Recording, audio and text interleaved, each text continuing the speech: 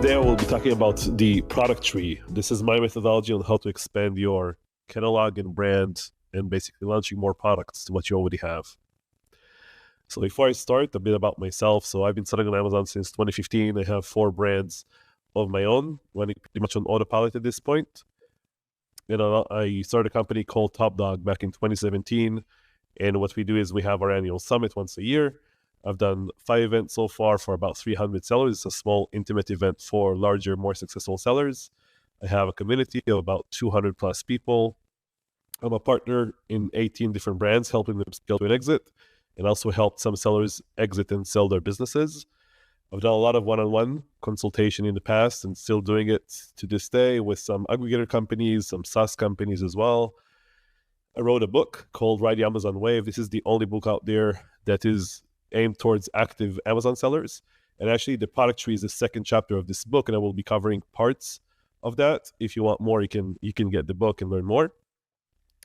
And I was also a speaker at over 40 different events globally. So I've been in the industry for a while. I know pretty much everything there is to know about Amazon. And today I'm very excited to share with you the product tree. So the man who moves a mountain began carrying away small stones. This was said by Confucius. And I really believe that when you work on new products, we all know it takes a while. It doesn't take like 2 days to launch a new product. When you do private label, it just takes some much longer time. And you need to be very patient about it. And you just need to take small steps along the way. So what we're going to cover today, first I'm going to talk about the apples to apples concept, and then I'm going to talk about the niche concept. So these are the 2 main things we'll discuss today.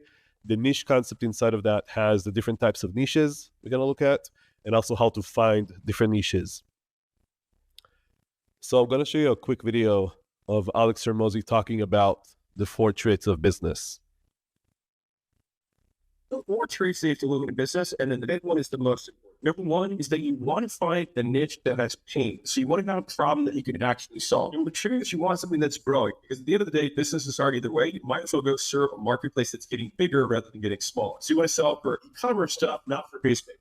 The trick is you want to make sure that the people you're trying to sell to actually have money. You could try to sell to wealthy doctors, or you could try and sell to people who are on a clinic. Which one do you think you're going to charge for? The 4th is that you need to find a way to target the pieces. If you have 2 different ones and one's easier to reach, take that one. And then the 5th one, and this is the most important one, you want to pick the person or the niche that you can provide the most value to. And so this comes from having experience of some sort or some sort of relationship to that niche. Otherwise, you're going to be blind and you're going to be competing against people who already know a little bit more than you. And so the easiest thing is just do something that's close to stuff you already know, and then you can get from there.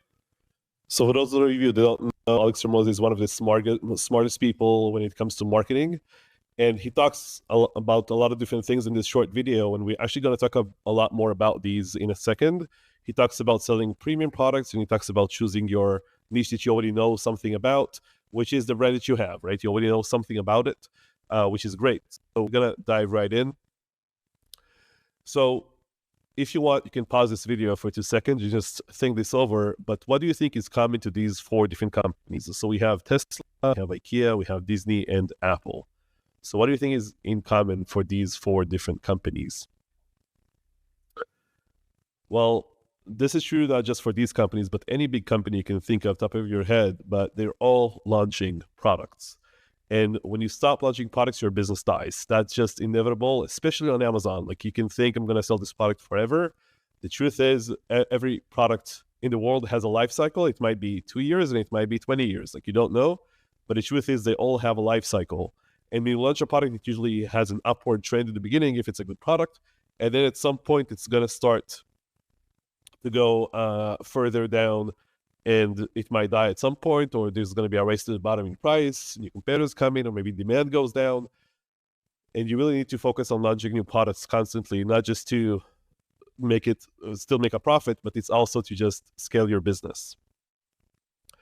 So the first concept I will talk about is what I call apples to apples, which is basically selling more of the same of what you already have.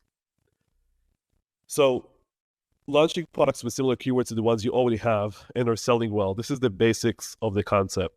So your options are basically quantity. So selling, let's say sell a yoga ball, you can say 2 yoga balls in one. You can change a different color, you can change the size, bundle, have a different material, or a different design. So these are kind of like almost types of variations on Amazon that you can do for your product. This can be on new listings, on different listings, on the same listing or different listings. But the point is you just want to do more of the same stuff that you're already doing that are working well for you until it doesn't make any sense anymore, right? So why launch more of the same instead of new products? Well, first of all, you don't have any product development in most cases. Let's say you do color or size or something, then there is no product development. You don't really do keyword research because you already know all the keywords about this product. Very simple image editing. Sometimes you need to reshoot the images, but even then, you kind of know what you're looking for. You can use probably the same photographer as you used before. Simple package design. Simple PPC management, because again, you know the keywords. Use the same supplier. Fill containers, so you can even consolidate shipments because it's probably the same supplier, so you can just ship more goods and fill up containers. And finally, just make more money with very little effort. And this is something that a lot of sellers don't really do. They launch a product, it does well, and then they go ahead and chase the next big opportunity and launch a very different product than what they already know everything about. And that's a big mistake. I call this going deep versus going wide. Then we'll talk about it in a sec. So at the same time, you want to work on your next product and expand your product line. So again, if you have a yoga ball and that's your product, you can then expand to other types of products around the yoga niche or something else. But you can basically expand your product line wider instead of going deeper. And Amazon, really, if you think about what Amazon wants, they want you to build a brand. Now, I don't have internal contacts with Amazon, but I do know they want me to build a brand based on everything they're showing me on their end. We have frequently bought together, brand registry, brand analytics, trademark, Project Zero and transparency programs, and we have storefront ads. So we have a lot of different things that Amazon is actually giving us as tools to use that benefit us when we have a brand registered on Amazon, right? So they really want us to build a brand on their platform, and then it will help us cross-selling that if it makes sense for the same target customer to buy more than one product from us. So again, we have two options. We can go deep with a product, but if we have a yoga ball, we can just do more yoga balls. We can do a different color, we can do a bundle, we can do a size variation, or we can even have a quantity, right? Like multiple yoga balls or bundle it together with something else. Going wide is selling a yoga mat or a yoga blocks or yoga towel. And whenever you get a hit with a product, let's say you get a hit with the yoga blocks, then you can go deep on that same product. But if a product doesn't work out, you don't really want to go deep with that product. Now, just to be clear, these 4 products here that you see are obviously super saturated, not something I would recommend anyone to launch unless you do something else, which is the next thing I wanted to talk about. So the second concept I want to talk to you about is what I call the Big Apple. The Big Apple is basically going after a very small niche in a very big niche, right? In a very big category, or let's say yoga ball as an example that you'll get in a second. So that's a niche concept. Now, when you think about a niche, when you think about a brand, what is a brand, right? What is the definition of a brand? I really believe that the brand is a niche. So if you look at some examples here, this is Nike. When Nike started, they started as a brand for runners, right? That was all they targeted. And now they're selling for pretty much everybody, right? They have shoes for athletes, right? They started with Michael Jordan in basketball, but now they have pretty much clothes for everybody, not just shoes anymore. So you have Airbnb, which does a bed and breakfast type of business model. Even Apple started their first computer for targeting graphic designers only, right? And this just shows you that every single brand out there almost started with a very small niche and just expanded over time outside of that niche. Yeah, North Face started with just winter jackets and they expanded outside of that, and like a brand just for skiers and stuff like that. So they just kept growing the brand outside of that. So a brand is something that you already have, right? And that's great. That's what you want to have. So it's good that you have a brand, and what do you do with it? How do you grow that? And just stay within your niche or go into other niches and expand. So you might think, oh, I am looking at a product and it's saturated. Like I have this other product in my category, but it's really saturated. There are a lot of competitors. The revenues are down. They have like thousands of reviews. It's really, I cannot go into that market. Well, saturation, if you ask me, is actually, it equals opportunity. And this is, I believe, the main reason why Amazon will never be saturated, because of this reason. Whenever I see saturation in a niche, I know that I have other opportunities to pursue. So again, whenever there is saturation, there's opportunity. And if you think about the Ford car, when it first launched, you only had a black car you can buy, right? You couldn't buy any other car. It was the first one. And when demand grows, right, people look for different things. So now you have like family cars, you have tiny cars, you have sports cars, you have pickup trucks, you have these weird delivery trucks, you have crazy types of cars. But the reason all these are selling is because there is demand for those cars, right? Because the demand is so big for cars, you have a lot of different uses for different people. So again, whenever there's saturation in Amazon, there is opportunity. And what I mean by that, you're always going to have more keywords you can go after. And the niches might be very small, but you can still make a lot of money. So you have different types of niches. The first one is basically having the same interest and different people. So we have people that are cooking, we have people that are working out, and we have like a do-it-yourself type of thing. So let's say you have you're selling a kitchen product. So it's like people that love to cook. So you can have people that love to cook. So it can be like seniors, it can be parents, it can be people that live on their own, right, and want to cook a quick meal. So that's basically targeting the same interest. If you look at do-it-yourself, this can mean that you are targeting kids with do-it-yourself products. It can mean targeting parents or grandparents or even teachers of some sort. So this is basically targeting the same interest, but different people. Now, you also have the different interests, but targeting the same people. And I'm going to show an example of that in a second, but it's basically having, let's say you only target seniors, or you only target women, right? Or you only target families, right? So you basically target different interests, but to the same person. So the more saturated the niche, the more specific you can go after different keywords. So if you look at the yoga ball, right, we can do a yoga ball for kids, and we can have a yoga ball with a stabilizer, and then people can sit on it and maybe work on it in an office. So basically you need to choose if you target the same interests, same people, or you want to do some combination of both. So if you look at this product, which is a yoga ball for pregnant women. So this product, this keyword has decent search on Amazon. You can also see a few sellers doing this exact thing. And in this case, this is just a regular yoga ball. They didn't change anything about the product. All they did is they put a pregnant woman on the yoga ball itself, and they added some instructions on how to do like exercises with the yoga ball if you're pregnant. Anh chị đang bán hàng trên Amazon. Skyrock cung cấp các dịch vụ dành cho các nhà bán hàng trên Amazon với mức giá cực kỳ ưu đãi như đăng ký brand với USPTO, tuần 2010, tuần trade scout, logistics và warehouse. Xem hình thông tin chi tiết dưới phần mô tả nhé. And if you want to target the same people, what you can do is you can launch pregnancy supplements to this person, right? So this same pregnant lady can buy supplements from you while she's like working on the yoga ball. If you want to do the same interest, let's say the interest is yoga in this case, then you can sell a yoga hammock to the same target audience. So if you have people that love yoga, like women that love yoga, they get pregnant, maybe they buy like your yoga ball, right?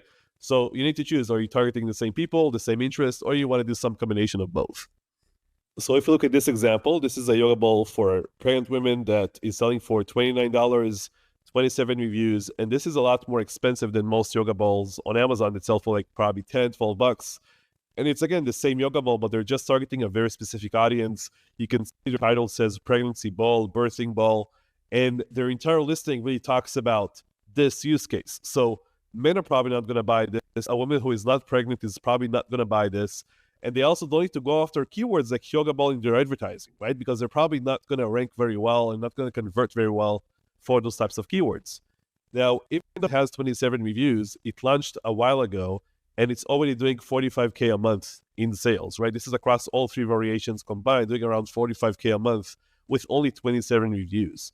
And this is something that can happen I've seen this many times over, where you choose a very specific niche and your conversion rate is so good, PPC is so cheap, and this is a very good direction to go. And a lot of sellers are also not going to copy you when you do this because they don't really understand this concept of just niching down. When they see you do this, they don't understand why you're just not selling a yoga ball for everybody and why you're targeting just pregnant women, right? So this concept works really well. Another thing I wanted to mention is if you think about brands like Taco Bell, PayPal, Lego, all massive brands, obviously, but did you know they all started in a very different place? Taco Bell actually started as a hot dog stand. PayPal had a very different business model. It wasn't about payments at all. Lego started as a wooden toy brand. They all transitioned to something else. For some, it took longer than others. But the point of this is that when you're watching this video right now, doing the Freedom Ticket course, you maybe have one product live. Maybe it's doing really well. Maybe it's kind of doing okay, like 2K a month, 5K a month, whatever. Or maybe it's doing 30K a month in sales. But it doesn't matter where you're at. You need to understand that pivoting your brand and pivoting your business is completely okay, especially when you start out. So it's okay to discontinue the product, right? If it's not working well, if you cannot make it work, it's okay to transition the brand to something else. It's also okay to have a one-off, right? So let's say you launch a brand, it has like a generic name, and then you start to sell this yoga ball. It doesn't work out. You don't just have to stay in the yoga space if you don't feel like it, right? If that product doesn't really work out, you can just do something else. You can keep that product alive if you want to, but it's completely fine to have a one-off product. I've seen this many times over. It doesn't bother Amazon. It doesn't bother anybody besides yourself, probably, when you look at your brand and you don't really like what you see. But having like a one-off or even a two-off type of product in your brand, as long as you, again, going to build a real brand with more products in it and more complementary products to one another, going deep and going wide, you will be fine. So don't worry too much about pivoting your brand to something else if it doesn't really work out the way you wanted it to, or maybe the product you launch you're not really excited about and you want to pivot to something a bit different. That is also completely okay to do. So when something is saturated, another thing that we do is we just go premium and at the same time offer more stuff, or we just offer more stuff. So let me explain what I mean by that. So when it comes to finding these niches, right, one thing you can do is you can go to brand analytics. So if you click on brand analytics, and you need to be brand registered for this, and you go to search analytics and you click top search terms, here you can put the year and the quarter that you're looking at, and you type in a keyword in this case. So what I'm looking for in brand analytics, I can see the top converting keywords with the word yoga in them.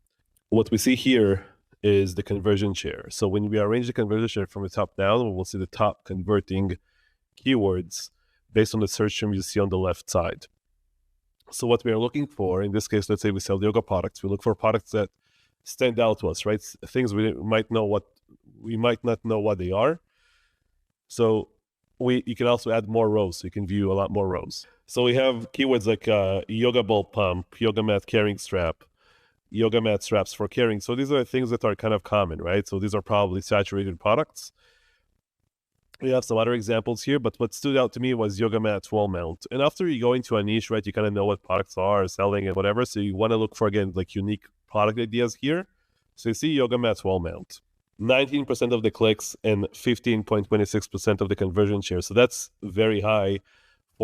This means that this product is selling like 15% of all of the clicks for this specific keyword. So when we look in X-ray, right, typing this keyword in Amazon and clicking on an X-ray, we can see a lot of different products here. And you can see the top 3 have a lot of reviews, like over 1,000 reviews. And I arranged this by revenue. So you can see this product here. What they did is this exact strategy by going after premium product. Well, the reason I say that is because the price is a lot higher. They sell this for $49.99. They only have 82 reviews, and they're already doing almost 13K a month in sales. And if you go into the listing, you will see it's like a very nice product. They just do a more premium version of it. It might carry more stuff. It might be a nicer design, or maybe all of the above, right? So they are just targeting something. They are just doing something nicer and selling a premium product. And in this niche, in this category of yoga, this can work well, right? If somebody's doing it in their home or maybe in their studio, like somebody's buying it for their business, this will work really well. And if you're selling someone like something like disposable cutlery or something random that no one, it just like a race to the bottom in terms of price, then yeah, you cannot really do this strategy. But for the most part, like if you sell a kitchen product or a yoga product or anything related to babies or pets, these are things that there is a big affinity for the brand. People actually like to buy quality products in most cases. So having a premium product works really well. And we usually, when we launch new products, we usually go premium with the products that we have and not necessarily compete on price. So I started this talk by saying that the man who moves a mountain begins by carrying very small stones. But what about actually moving the mountain after you did that work, right? So Mel Robbins, who is an amazing entrepreneur, she said that, yeah, you have been assigned this mountain so that you can show others it can be moved. So I'm going to show you another short video. This one is from Neil Patel. And then we're going to talk about it a bit. The reason people struggle to go from 1 to 10 million or even 0 to 1 million or 5 million is because they're in two small niches. Everyone says the riches are in the niches. No, the riches are not in the niches. The riches are in the big, broad markets. It's really hard to dominate 50% of a niche. It's easier to gobble up 0.1% of a $100+ billion market. So go after really big markets. Yeah. If there's a big market, that means there's a lot of buyers. It's easier to sell and generate revenue. So for those of you who don't know, Neil Patel is one of the smartest marketers around and very experienced in e-commerce as well. And what he says here kind of contradicts everything I talked about so far, right? Like going broad and not niching down. I do believe that you need to start in a small niche, and then what you really want to do is you want to go broad with that niche. And this is really how you're going to scale. So if you're a niche down, what you want to do is you want to go broad afterwards. And if you think about the Nike example I shared before, they started with runners and then targeted a lot more people after that, right? So that's kind of what I'm talking about here. So let's look at an example, right? In this case, I typed in gold kitchen faucet on Amazon. You can see it has like 7,000 search volume and a whole bunch of products showed up. What I want to show is actually the last one here. So this one has 215 reviews, already doing 13K a month in sales, which is not that bad, right? The others here have a lot more reviews, obviously, and they do a lot more revenue. So what are they doing that this guy isn't doing, right? But he kind of started small, which is a good idea. So he niched down here. So if you look at, again, this revenue here, you can see that the main competitors have a lot more variations, right? They added a lot more colors, a lot of types of faucets. And the last one we looked at only has 2 colors and that's it. So he started very small, very niche down to like 2 specific colors that are maybe not as saturated as like silver or white faucets, right? He just started in a very, very small niche. And what my recommendation for him to be is to launch more common colors moving forward, more types of like kitchen faucets moving forward instead of just these 2. So once you have some revenue, once you have some reviews, once you have some ranking, that's when you really want to grow outside of your small niche.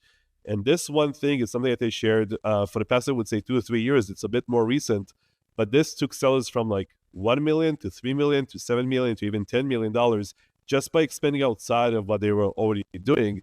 There was even one seller that was selling this like red electronic product that did really well. And he stood out because he was the only red one and the competitors were all like black, white, silver type of products. Like imagine like an Apple MacBook, for example. So he was only the red one out there. And when he started working with me, I told him, like, he asked me what should I do because he tried the strategy with a bunch of other products, launching a red one. It didn't work out well, you know, and he was doing like 100K a month with this one product. So what I told him is, look, launch black, white, silver. And he didn't get it. He didn't understand why that is. I explained to him and he did that. And he went up from 100K a month to 300K a month almost overnight when he launched those variations. So this strategy works, again, really well. Once you got some ranking, once you have some reviews, it doesn't need to be just color. It can be really anything. So if you look at this other example, so this is a first aid kit for kids. You can see the first product here is doing 71K a month in revenue. And they did a great job with their images, targeting just kids, right? This is like a first aid kit for kids. It's not for everybody. You can see the images are targeting only kids. And they really niche down. And this is great. They have a lot of variations here, all targeting kids. And it's working really well for them. But what's next, right? What can they do next? So one thing is they can target bigger products for kids, right? More broader competitive products. Or what they can do is what this seller did, which is going premium after a first aid kit. So selling like a 400 set, giving more stuff, right? And just doing a premium version of a first aid kit. And then this is the decision that they need to make. Is their brand about kids or is their brand about first aid, right? Like what do they want to do? Their brand is called Keep Going, so it can really be anything that they want. So I usually recommend to keep the brand name itself a bit generic, so you're not limiting yourself too much to a specific product. So to sum everything up, a brand is a niche, right? That's where you start, and you want to grow that niche more and more and more over time and still have that brand.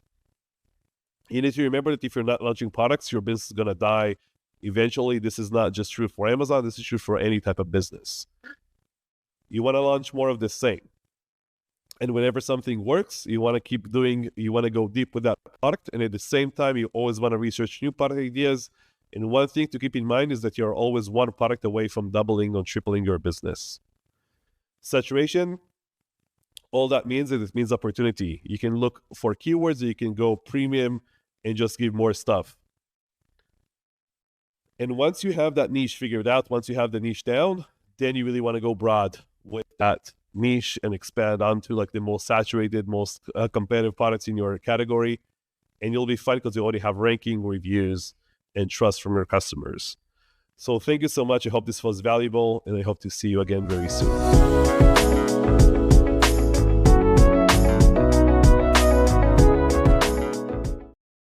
Anh chị đang bán hàng trên Amazon.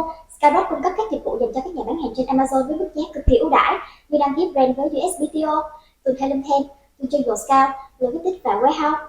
Xem hình thông tin chi tiết dưới phần mô tả nhé.